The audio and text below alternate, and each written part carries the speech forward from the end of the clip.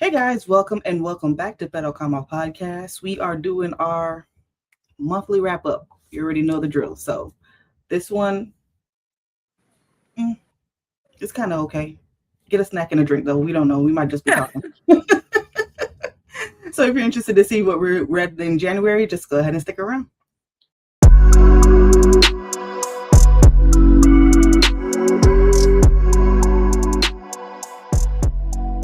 All right, so we are going to do what we always do and start off with our stats. Elizabeth, go ahead and tell the class what you did in January. Okay, guys. So, hold on. If I could only get into my phone, it'd be great. All right. So this month, I have 5 books totaling 1,145 pages, 12.77 hours of listen time. This month it's going to go up though, because I got some big hitters in my Audible TBR. So average time to finish a book, 7 days. My moods, my top 3, tense, mysterious, and funny. Nothing out of the norm. 40% medium, 60% fast, 33% were over 500 pages, 67 were between 300 and 499. My Audible length is split 50-50. All fiction this month, even though I said I was going to try nonfiction a month. I failed at that. Genres, thriller, romance, and mystery. Mysteries tied, well, actually, romance, mystery, and horror are all tied together. Format, 60% print, 40% audio. Average rating. Huh? Print? You read physical books? Yeah. Dial A for Auntie is a physical. I want to do at least one a month. So this month I hit my goal of one of each. So fingers crossed it continues to the rest of the year. Average rating was 4.15. Collette, let's hear your stats, darling. My stats. So I have nothing because it's loading. Okay, here we go. So I read 10 books totaling 3,184 pages and 16.45 hours. It took me an average of 2 days to finish a book. My top 3 moods were adventurous, lighthearted, and emotional. Sure. 33. Yeah, that's what I was like. Well, yeah. Ursa Dax. So. Oh yeah, definitely. So my pace: 33% fast, 67% medium. 13% of my books were over 500 pages. 38% of my books were below 300 pages, and 50% of my books were between 300 and 499 pages. My audio length was 50-50, 50% less than 8 hours, and then the other audio was between 8 hours and 15.59. All fiction. I mean, do I read anything else? Genres, top 3, romance, science fiction, and fantasy. That sci-fi is creeping its way up for you. It's like, it's about time you came back to me. Right. Like, where you been? Just over here running off into fantasy. Format, 10% print, 20% audio, 70% digital, and my average rating was 3.98. All right, Elizabeth, go ahead and tell us about the first book. I think we both have this book on here. So just be like, yeah, we do. My first book I have on here is an Audible Plus book, and it is still on Audible Plus. So if you have Audible Plus, check it out if you want to. It's Sacrilege, Curse of the Mbiri. Mbiri. I listened to the book too, and I still couldn't remember how to pronounce it, but it's fine. And it is by Nyasha Hatendi. Sure. I'm so sorry, ma'am. I get, yes. I gave this a 3.25. This follows a boy and his family, father, I mother. gave it a 3.5. Since we both have it, I just figured I'd jump in. But yeah. So 3.25, 3.5 for Collette. Mm-hmm. It's like a horror kind of book, supernatural horror. Yeah. So it follows a boy, Deshaun, and his family. It's his father, his mother, and his little sister. Mm-hmm. And they're taking a family vacation to a Zimbabwe safari. It's like a game reservation, really nice, a luxury game reservation. And their family's kind of effed up right now, like the mom and the dad. That plays into the story, and you find out not anything that we haven't already seen all over the place. Right. So he's a teenage boy. He has a disagreement with his parents. And while they were on the safari earlier, the tour guide showed them like a religious site or whatever. Well, after this argument with his father, and his mother was present, but it was really with his father, he runs off in a rage and he desecrates the religious site. This causes this entity, a shape-shifting entity, to come, and the wildlife gets possessed, and now him and his family are on a fight to survive possessed wildlife. This shape-shifting creature, which shifts into your biggest wants, your biggest fears, and just feeds on it. I really liked the ending to this book. I don't think it was scary. So for me, the horror aspect of it was not there, which is why I have the 3.25 rating. Yeah. But it was a good book. Like, if you're into that stuff, it was narrated by Caleb McLaughlin. Yes, which is Lucas in Stranger Things. So it kind of played out great for me and Collette, because Stranger Things had just come out with their final season, and it just it was nice. Yeah. It was nice. It was nice. So that was my first book and one of Colette's. So Collette, what are two of yours? So since she already talked about that one, the next one I have is The Last Man on Earth by Shay Sanders.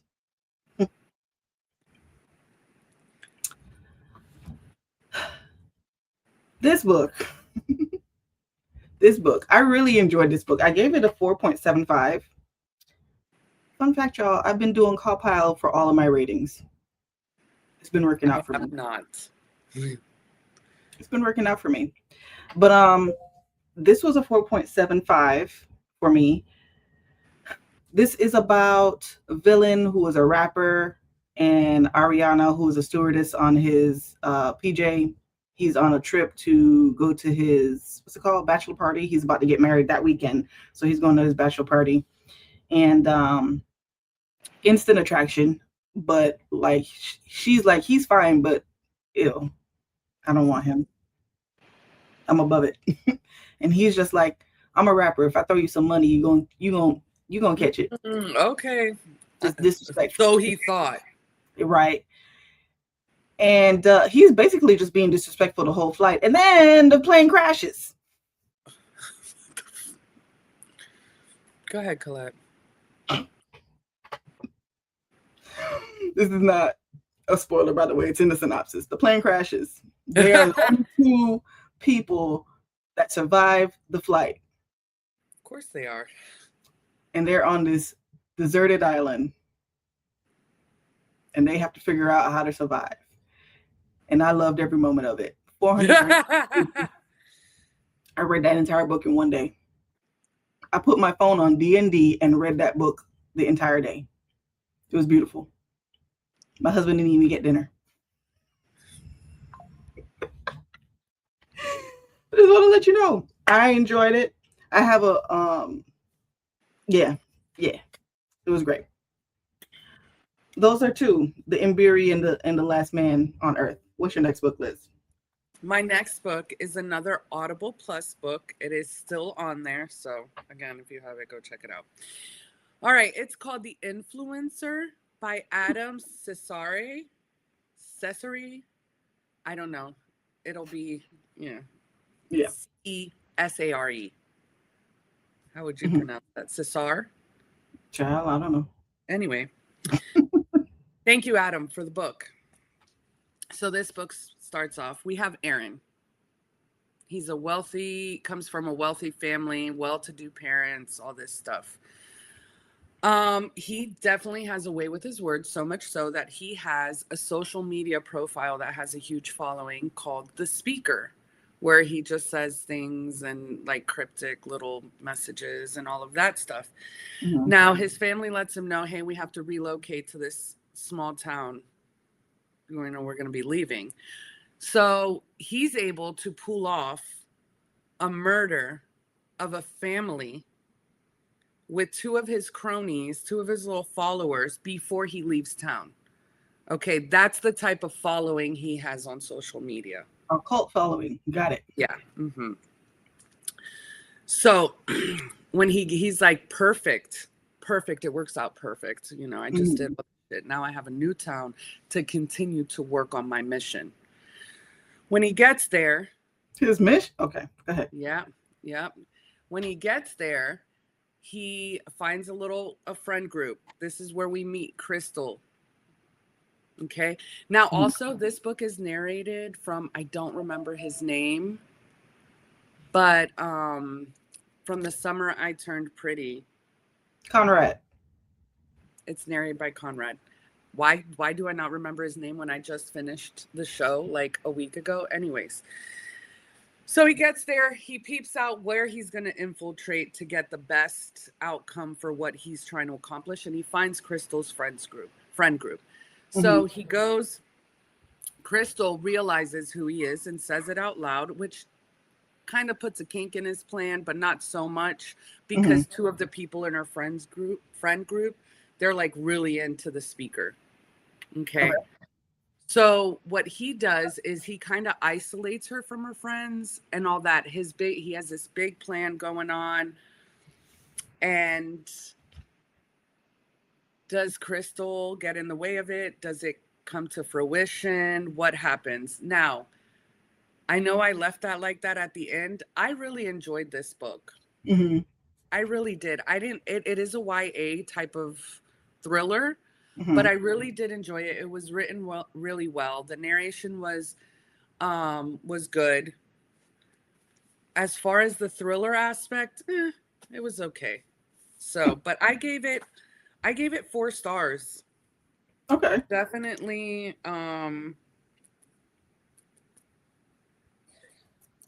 definitely enjoyed it for what it was. Yeah, go ahead. Social media, bro. Anyway, we can talk about it after because I'll tell you what happens because I know you're not going to listen to it. It's fine. I actually downloaded it because you were telling me about it, so I have it. It's a quick listen. It's not long. It's not long, Collette. You should just listen to it. All right, so my next book is Alien Keeper by Ursa Dax.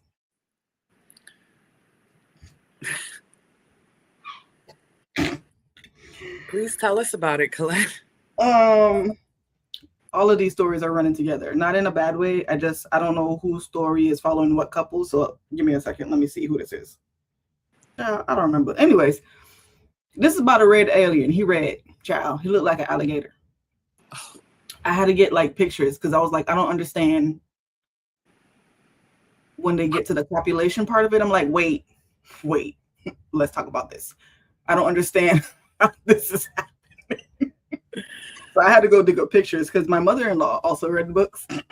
She finished the series. I'm not even done yet. We didn't even know. We didn't even know she was reading them. Like Collette went in there thinking she had a gem for I was like, yo, I'm about to put you up on a series, Ms. May.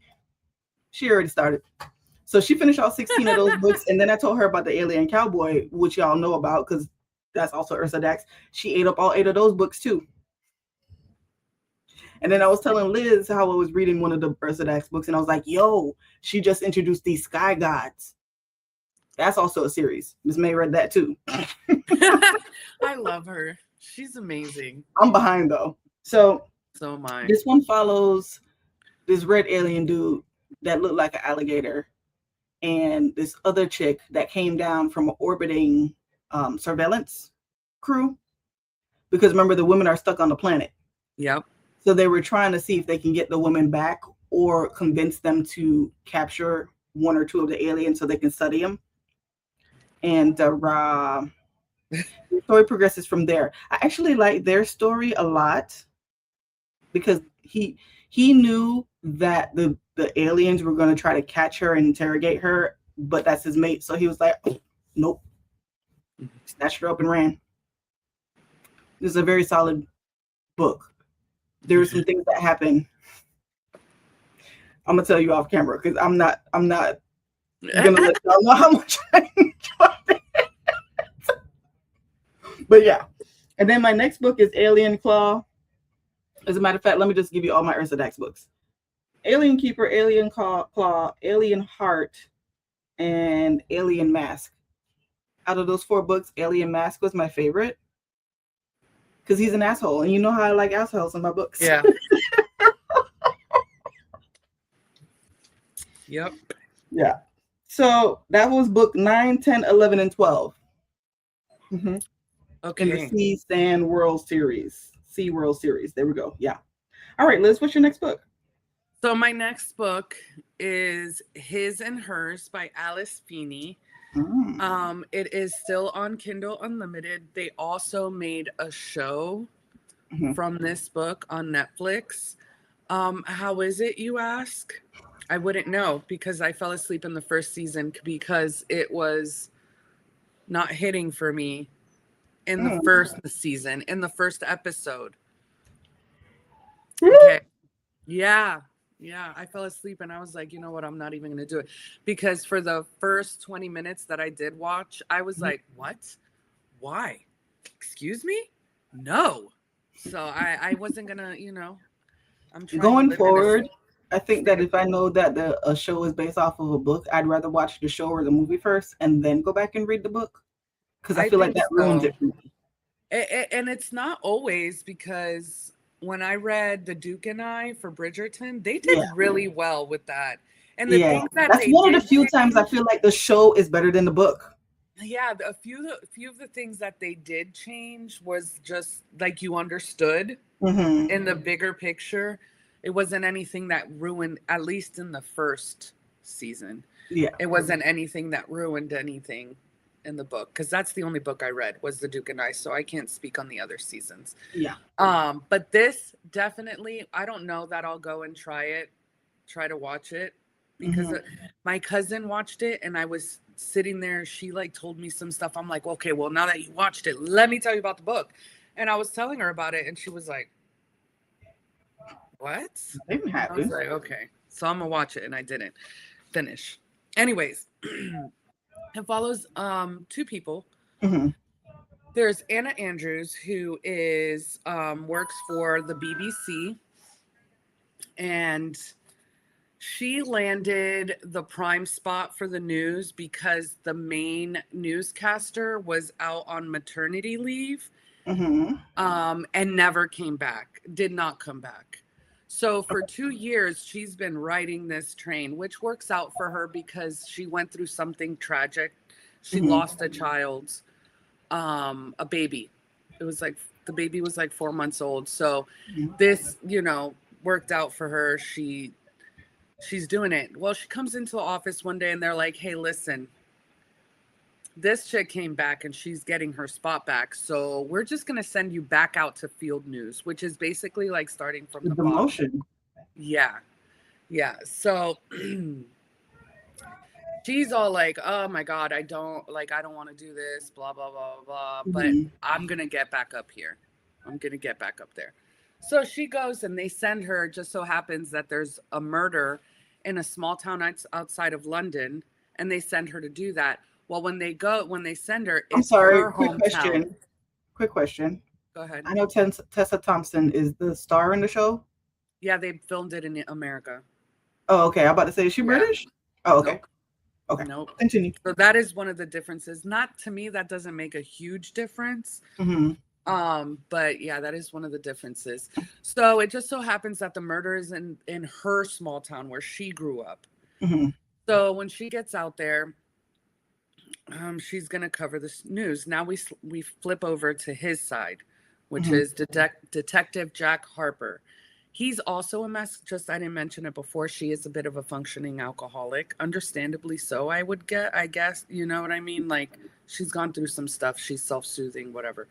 So then there's Detective Jack Harper. He's also a hot mess. So he gets the call for he gets the call about the murder. It's in his area. So when he shows up, he's a little rattled because he knows the girl who was murdered. He has his trusty dusty little detective that helps him, Priya. She's on top of everything, covers everything. Like she makes sure all the I's are dotted, T's are crossed. She accidentally lets something slip out to Anna while Anna's trying to doing her job as a reporter. And when he does the press conference, Anna speaks up, and that's when he sees Anna. This is when we find out that's his wife. Anna is his wife. Okay. Anna knows the woman who was murdered as well.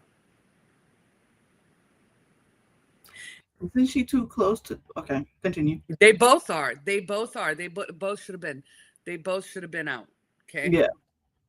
So throughout the story, you know, secrets are unearthed. They're talking. They split up. So they're separated? Yep. After the baby passed away. Yeah. So they talk about that. Then all of a sudden, somebody else ends up murdered. And all the people that are murdered are in this friend group from way back in the day. So, and each one of them, Anna and both Detective Jack Harper, have connections to the murders. So you really don't know. Like you're going back and forth over, is it him? Because he finds evidence in his car, like the girl's phone. Like it's just crazy. But then there's like a deeper, darker story from the past that's involved in all of this. I enjoyed it. I enjoyed the book a lot. I gave it 4 stars because I felt like there were some open things that were left open that I want to know, like what, like, yeah, what's going on with that? Like, why didn't we ever touch base on that? So that's why I gave it 4 stars. There's my book. It sounds good. The book was good. I don't know if I'll try the show again, only because I really enjoyed the book that much. And to me, maybe you could watch the show or somebody could watch the show and we could talk about it. I'd really like that. So. Okay. Well, my next 2 books are Galaphile, The First Druids of Shannara by Terry Brooks.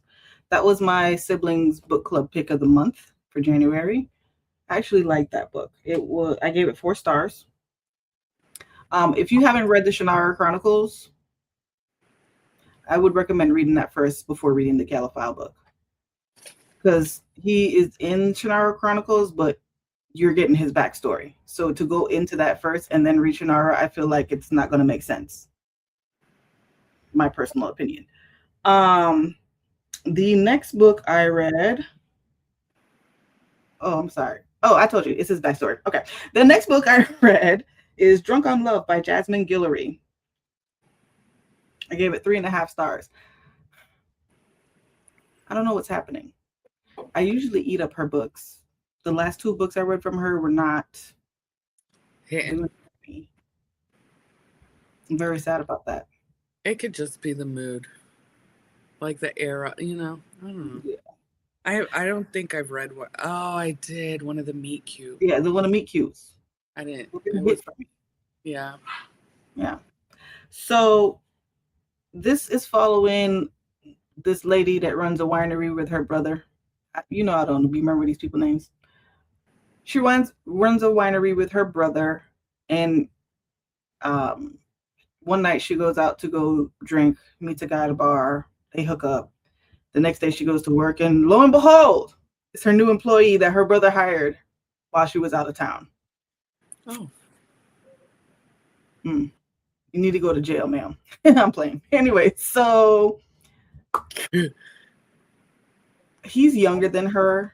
It's not an age gap. He's like maybe 6 years younger than her. But it was a solid story. I felt like there was a miscommunication trope, but it was between her and her brother. And I was just like, girl, open your mouth. I don't understand. And then their story, I wanted more romance. They did a lot of hunching. I'm here for the hunching. Hunch away. But when you're telling me it's a romance, I want the romance. I always have to reference The Perfect Find. I feel like the way that Tia Williams is able to establish relationships with the conversations and the little yearning, she's really good at that. I miss that in romance books. I feel like there's not a lot of yearning anymore. Yeah. Or even the conversations that makes you be like, I agree with you. And I feel like that's why 2 years ago I was eating up that one book by Antoinette, Sherell, Lessons by Hidden Treasure. We want the fluff. They had the conversations, all of that. So I missed that. And I think that is what made me rate it 3.5 stars. It was still entertaining because they try to, they had to figure out how they're going to make the relationship work, if, boss, employee, all of that. But overall, it's okay. I had the physical book. I gave it away because I didn't want that on my shelf. That not a bad book, just not something I want to house. Reread. Yeah. So yeah, those are my two. What's your next two, Liz? Or my next one is Dial A for Auntie by Jessie Q. Sutanto. This is not on Audible Plus or Kindle Unlimited. I've been going back and forth between a 4.5 and a 5. I enjoyed this book tremendously. I laughed out loud. You know when you're reading a book and you laugh and they're like, "What's so funny?" And you're like, "The book." Yeah. That was me. So let's get into it. So main character is Madeline Chan. She comes from a mixed family, not a mixed family, like they're Chinese and Indonesian. She explains how her family came to America and all that in the beginning of the book briefly. Anyways, her aunts and her mom believe in this curse that causes all the men to leave them, whether it's their son, romantic person, whatever. Everybody leaves them. And it's come out true because every son, grandson, everything, they go off to another state and live their life. Medi, short for Madeline, is like, I'm not going to be part of that curse. I know they say men, but I'm not going to be part of it. I'm going to, my family. This is something she carries with her. And she always has like that type of guilt. Like, I need to be a good daughter. I need to not let my mom and aunties down. I know some of us understand that pressure. She feels it tremendously. Anyway, she's a great student, all of that. She's a great photographer. While she's in college, let's just stay on how I wrote this. Anyways, her family, her aunties and her start a wedding business. She does the photography. One of the aunties does the makeup. One does the cake. One does the flowers. And then her mom also. One does the entertainment, like she's a singer. And then her mom does the flowers. Anyways, they're worried about Medi and they want to get her a man. So what does her mom do? What any desperate mother does. And creates an online dating profile and acts as her daughter. Now, mind you, it's really funny when you read the text messages that go between the mom and the guy, because her English is not so well, not so good. And her mom basically sets her up for a booty call. Anyways, the date doesn't go well at all. On the way home from the date, the guy makes a move. She spazzes, takes out her taser. When she tases him, he crashes the car and dies, or so she thinks. So what does she do? She turns to her auntie, her mom. Her mom calls her aunties, and it becomes a family affair. They're like, "Don't worry, we got this. You don't have to worry about anything. We're going to handle this." After we take care of this huge wedding we have to do at 8:00 in the morning. Okay. And this wedding is held at a new hotel that is ran by her university boyfriend, whom she left because she never told her mom and aunties about him, and couldn't leave her family because she didn't want to be part of the curse. So this whole weekend, they have to deal with a dead body, the wedding, and everything that comes with this. And there's like extra shenanigans from the wedding party and a little mystery from the wedding party as well. I ate this book up. I loved it. I loved it. I loved it. And I recommend, if you want a funny mystery read with a little bit of romance, read it. It is Dial A for Auntie by Jessie Q. Sutanto. All right. And then my final two books are Respectfully Kennedy by Antoinette Sherell. This is following Disrespectfully Relic. And again, I really can't give you much because it's going to spoil the whole thing. It's going to spoil the whole thing. Look at her thinking about it. It's not a redemption arc. She was clear about that, though. So yeah. If you went in thinking that Kennedy was like, I don't know, dog. I guess you might be his karma. I don't know. And even how it ended, I was like, you're going to hell. So I can't wait for Liz to read it. It's on my TBR, and every time she talks about it, it like makes its way closer to the top. The only thing that honestly is stopping me is that I have to, not that I have to read the whole series, but I want to read the whole series so I better understand what's going on in the books. I would totally recommend that. If you want to read it, I would totally recommend starting with Savvy's book and then working your way up, because there's a lot. Because the things that they talk about, what I do like about Antoinette Sherell's writing is she's good at having a conversation where they address whatever they're talking about so you can follow along. But if you don't read the previous stories, you don't understand the detail of why that's important, if that makes sense. Yeah. So, and then my final book is Our Vicious Oaths. That's my final book as well. By N.E. Davenport. Liz, you just finished that book. Go ahead and tell the people what it's about. Collette, this is not what we planned for, but okay. So we have Khadijah. She's a princess to the I can't believe that's her name. Khadijah. I was calling her Khadijah. So she's the princess of the Apollyon. I'm not going to remember the specifics of the trial, the courts. The courts, yeah. Maybe I will, because my mind surprises me sometimes. So she is the princess of the Apollyon court. There was a prophecy when she was born that she was going... The Ether. Thank you. Apollyon is the other guy. Yeah. And then the Hyperion is Rashad. Okay. So here we go. Okay. Khadijah, princess of the ethereal... Ether. Of the ethers. People. She's the princess. So there was a prophecy that she was going to bear a child with a king that's going to unite Nomi, the lands. It's gonna unite the lands. Anyways, so there is that the name of the place? I don't remember. You could look it up while I explain. I don't remember. I know it's something like that.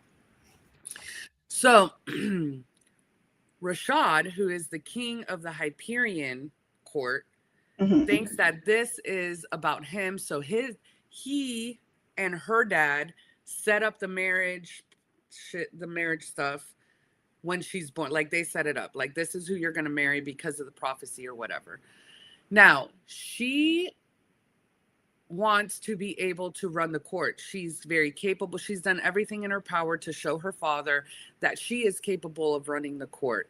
Now, she has her little I think they're like little flying dragon birds the Yes. Congamados. Yeah. So she has, let's think, Fourth Wing, the dragons, and their riders. They have the same connection. She could I speak to the thought Zaza. Dorian's Boo, the 13. Yes, I also thought about. I feel like this book has tidbits of all these fantasy books, and it's very And it's well so written. different. It's very, yes, like, Yeah. not that it's mirrored or anything. Yeah. It's hard not to find connections within fantasy books. So I let's agree. just say that I'm not saying this as a bad thing at all, because this book was very well written. Yes. I enjoyed it tremendously. I listened to it, so it was very well narrated. So Yeah. anyways, back to it. So Rashad and her father have this pact. Well, he comes to claim that pact, and he's like, come on, we're getting married now. He's evil. Evil. We don't like him. Okay. Immediately. Then, why can't I remember his name? Who? Malachi? Malachi. God, that's Liz's son's name. Anyway, at her wedding to Rashad, Malachi shows up and stops it. They don't get to get married. Now, I'm not going to go into detail because you got to read the book to find all the gushy stuff, because I was about to let some good stuff out. Collette could talk about it later. But, so he messes everything up, kills her father and the entire court, and then takes her to his kingdom. And from there, yeah, go ahead. I just want to point out, everyone thinks the Hyperion King is like the strongest fae. Yeah, everybody. Malachi was almost able to take him out, and then he ran like a punk.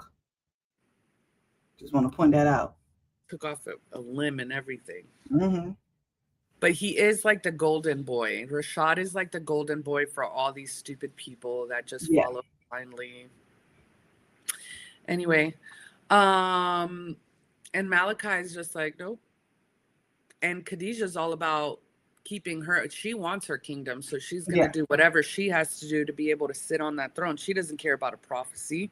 She wants her people to be safe. She wants people to stop dying, all that wonderful stuff.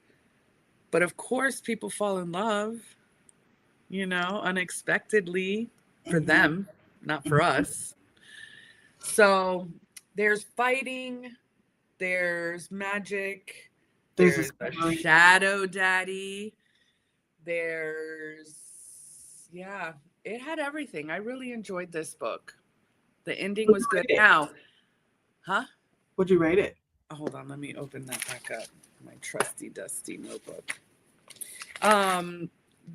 Now I know I think it was 4.5. Yeah. Only because the 0.5 is I wanted more at the end. Yeah. Now, I know that what more can she me and Collette talked about this, and I was at a 4.75, but I did bring it down to a 4.5 because Collette pointed something out, and we didn't get an epilogue. And I think that's what I was missing, because I wanted to know a little bit more about what happened after. Yeah. So that's where I stand with that. It felt like the climax of the story, and then it was an immediate ending, like the next chapter. And I was like, wait. So you gave it a 4.5? Yeah. 3.75. I know. But I would still buy the book. I'd still want to read the book and put it on my bookshelf. I will read another Annie Davenport book because of this. She wrote, and I know that she doesn't write fantasy like that. I think this was her first romantasy. Oh yeah. So I'm excited because romantasy, it's fun and I'll dabble. It's a dark romantasy, by the way, and she does have some dark stuff in there. Yes, now let's just say dark. She does have dark stuff, but it's not like dark like some of the other crap that's out there. It's not like Haunted Adeline. No, not at all. This is very. I like the book, and it opened me up to Annie Davenport and her works. I know that Colette's been we've both been back and forth about blood trials. Yeah. So yeah, it's just the fact that the blood trials is a YA, and I'm just like, I haven't been YA for a while now, so I don't want to not rate it fairly because I'm out of YA.